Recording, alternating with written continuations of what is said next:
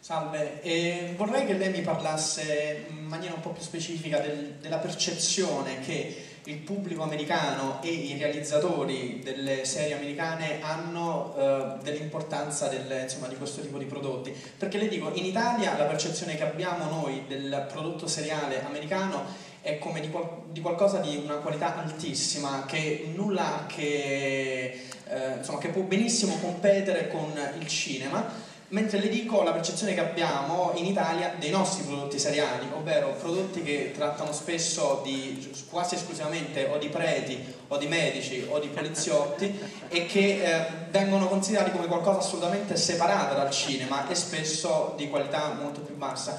Ecco, visto che in America invece è qualcosa di opposto, anzi in America una puntata di un vostro prodotto seriale può costare quanto spesso costa un nostro film in Italia, se mi parla appunto del tipo di percezione che voi in America, sia come pubblico che come realizzatori, avete dell'importanza di questi prodotti. Grazie.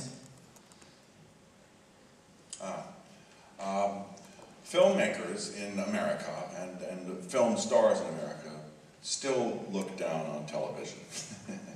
I guess that's just the way it is. Movie star was always the big banner, it was the big title.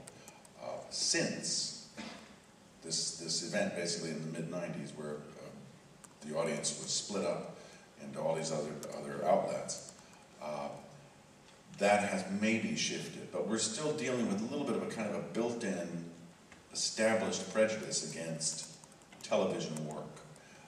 The line is being blurred a bit, but we suffer maybe from the same thing actually, to be the film stars, to be the television stars.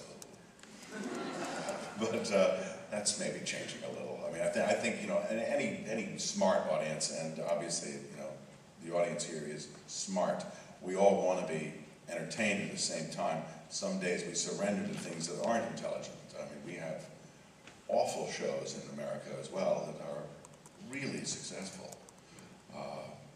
I like the Kardashians as a family, but I don't like their television show. But they're lovely people, but so you know what? I think all people are served however they wish to be served in terms of television or film. But we don't make a lot of movies for under $1 million, and if we do, they don't get seen. So I think basically that's what's happening. We may make an episode of television for about $1 million, and the quality is very good. Because these people are now in a position where they know how to cut corners and know how to make the best use of the dollar at the time, the dollar that's available.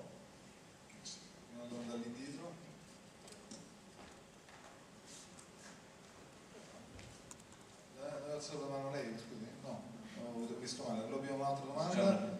Ok, abbiamo una domanda qua davanti e abbiamo tempo ancora per 2 domande, quindi se ce n'è un'altra da fare, fatela. Sorry, I'm gonna bring it back to yourself.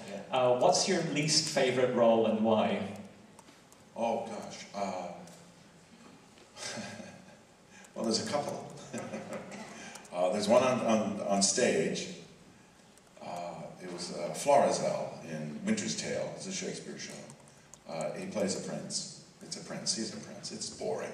It's just a boring role, And I think Shakespeare was lying when he said there are no small parts. Only small actors. I think that was I think that was written as an excuse to some actor. He said, "Oh, knock it off, just do the role for me." I think it's very personal. So I hated that. I used to trim my own wig when I would do it every night. I'd just go, let's see how he looks like that. It was just really irresponsible.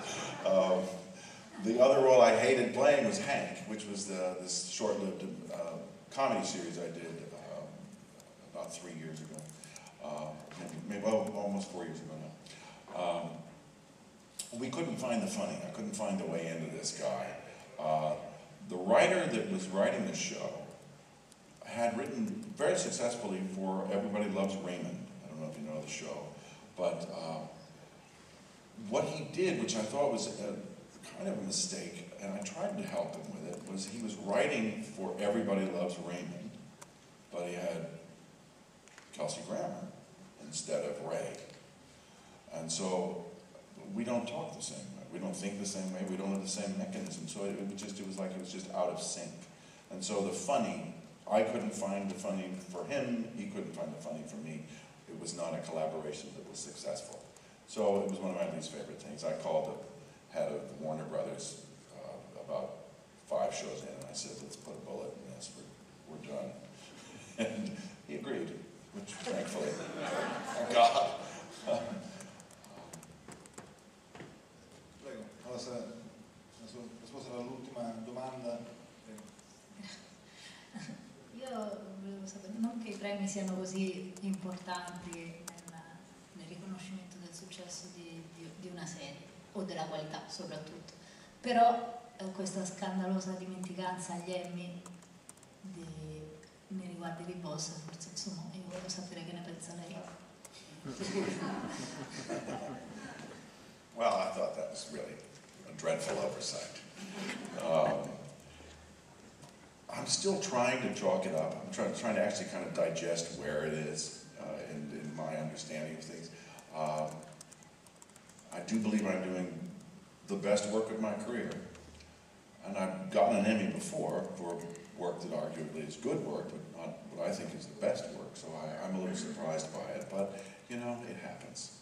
And maybe it's personal. You know, there's a weird thing that happens too with voting blocks in any community. They'll often say things like, I think he's won enough. Or they start to be arbiters of, oh gosh, let's be fair. Let's give it to somebody else. Let's pay attention to this person. They need a little love too. But it's an interesting thing. The award is for the best performance. Well, maybe I didn't give the best performance last season, but I think I did. Thank you.